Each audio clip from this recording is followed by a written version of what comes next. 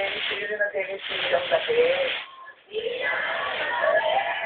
Kung matatandaan natin, kung hindi nyo mag-get siya, naging kontrobersyal si Christine Reyes noon, hindi ba? Dahil naling siya kay Dennis Trillo, right? Yan. Oo nga. Tapos nga, nagkaroon pa ng pagkakataon na nagka-encuentro itong sila Christine at Carlin Aguilar dahil kay Dennis.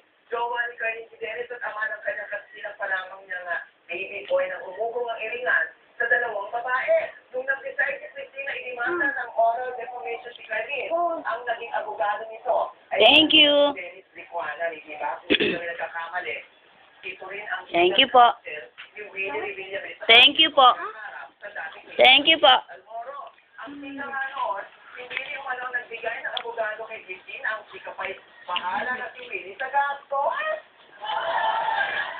At ay kung ininay niya ni Willie, ay wala namang problema, no? It's his choice at karapatan niya. Kung ininay niya o aminin niya yun, pero pasakari pa lang yan, ha? Dahil ang issue dito, Willie Revilla ipinalit ni Christine Reyes kay Dennis Trillo. O, diba? If this is true, ano masasabi niya sa kapatid ni Arvina? Aba, teka, diba? Dati nagbuha mag-shoot on si Willie Revilla hindi ba? Liza. At last Tulad ba ni Aram mo na hindi. Kasama rin daw doon sa itaran ang magkapatid na Arvina Christine Reyes.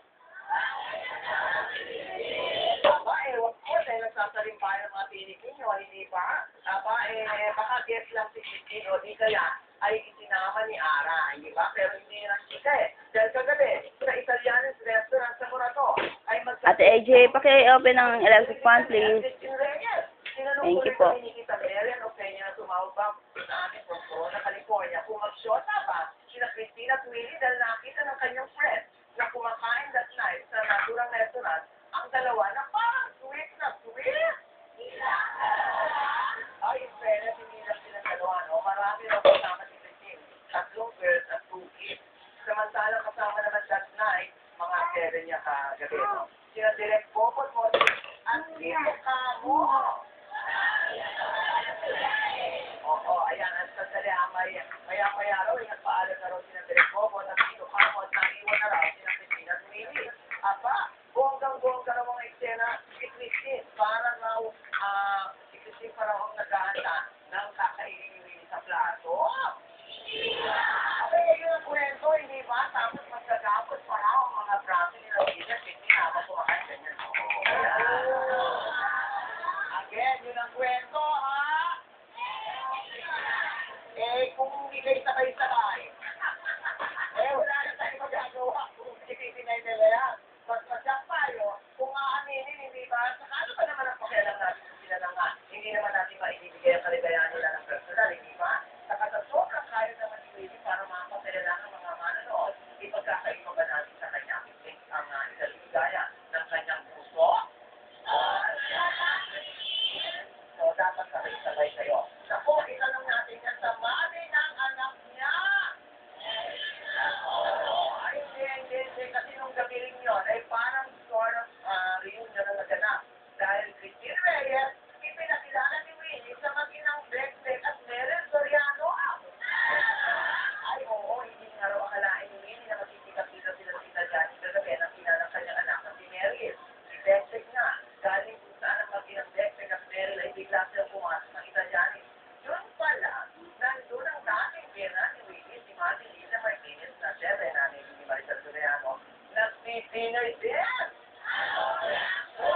Ani Beck at si Meryl, ani nakuha sa dalawa na actually formal pang ipinakilala ni Willie kay Beck si Christine at kung maipakilala na ay bumalik na ito sa mesa nila ni Willie. Si Willie naman daw, pumunta sa table nila Beck at Meryl at Mami Lisa habang si Christine ay kausap naman ang iba nila kasama ni Willie. Maya-maya pa ay bumalik na rin si Willie sa table nila ni Christine at syempre pa at sikrasa ni Christine si Willie sa pagkain ito.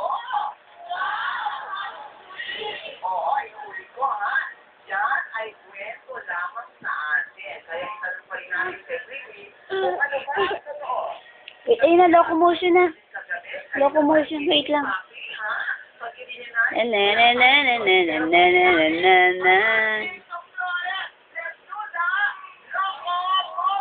Ayan na. Woohoo! Woo!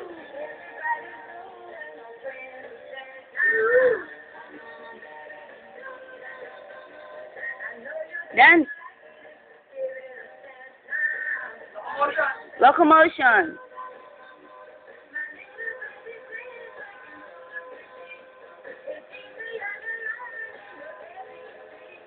So come on to the locomotion with me. Ang programang ito ay nag-ingredient ng silver swan oyster sauce. Sarap sa ginisa for a change. Si Onay, nangangarap. Nagmamahal.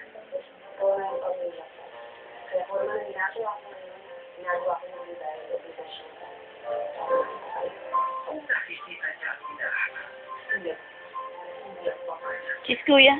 Kahit hanggang hindi ako papayag. O kiss ate. Please. Kiss na ate, please. Kiss ate AJ, please.